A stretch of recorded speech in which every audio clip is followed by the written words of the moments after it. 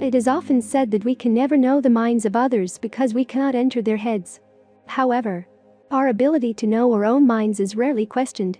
It is assumed that your experience of your own consciousness confirms the claim that you know your mind in a way that no one else can. But this is a mistake.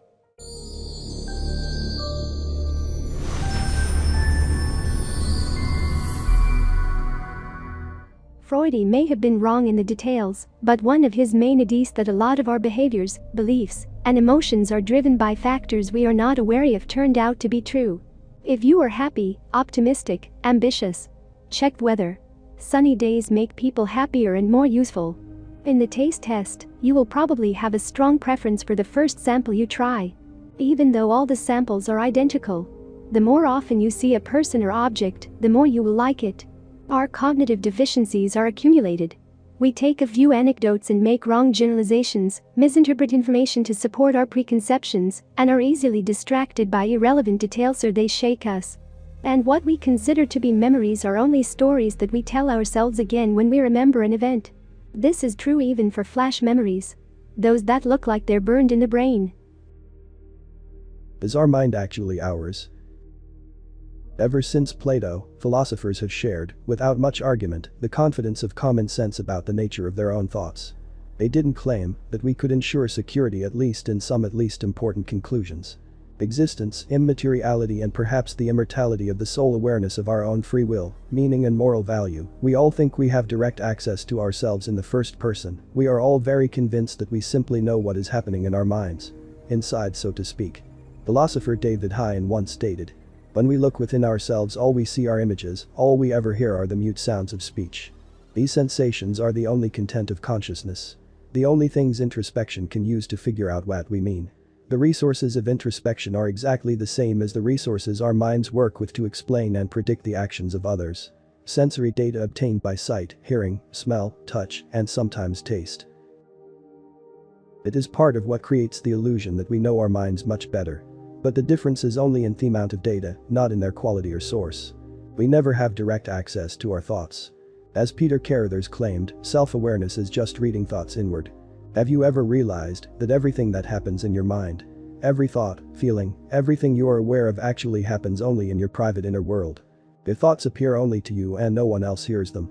Here on Earth there is the only one physical world, but also billions of different inner worlds. We are all in our private theater, witnesses of completely different performances. And yet we act as if we are in the same audience, watching the same event we call life. None of us have ever seen them walk past us on the street. It is not clear where, how, and whether thoughts exist in the body at all. That thoughts appear in our consciousness, on a huge projection screen, where we are the audience, that is all we know. If each of us hears different thoughts, lives a completely different circus, none of which we write ourselves, then to whom do all these separate and individual performances appear? Who writes our lives?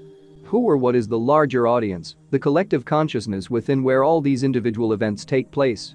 This is a question for thinking, not to answer. Do we control our thoughts, mind or brain at all? We don't control our car, but we use it. In no way do we control the atomic structure of the metal in the car, in no way do we control the pressures, electrical processes, and so on. But we use a car. In the same way we do not control our body as such. Brain, heart, lungs, any part. But we use them. We do not control the flow of blood, neuronal and hormonal activity or any part of our body in any way. Your thoughts, mind and brain control us. By our usual actions. Our way of thinking, emotionalization, attitudes, motivation and so on, the brain automates its functioning. In other words, the brain does not do what it wants. We are the ones who have framed our brains to act in a way typical for us. Just like with our car. If we ignore the power of the carrot's quality and so on, the car begins to control us according to the way we use it. We are the ones who have framed our brains to act in a way typical for us. Just like with our car. If we ignore the power of the carrot's quality and so on, the car begins to control us according to the way we use it. We either are the brain, or we have a brain. Either our brain thinks, or we think.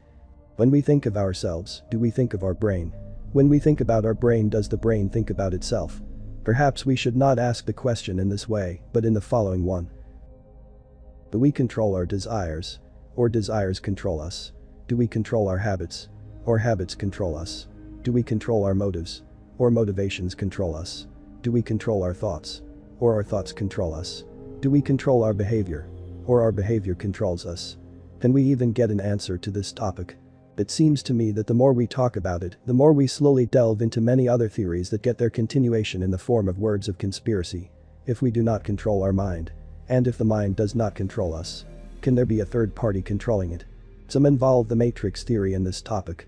That is, that everything around us is a computer simulation and that it is in this state that we are not aware that we are controlled. Because we are given the opportunity to supposedly think and think freely but up to certain limits. Thank you all for taking the time to watch the whole video. If you like these types of videos, leave a subscribe to the SecretGeek YouTube channel and leave a like on this video. See you in the next.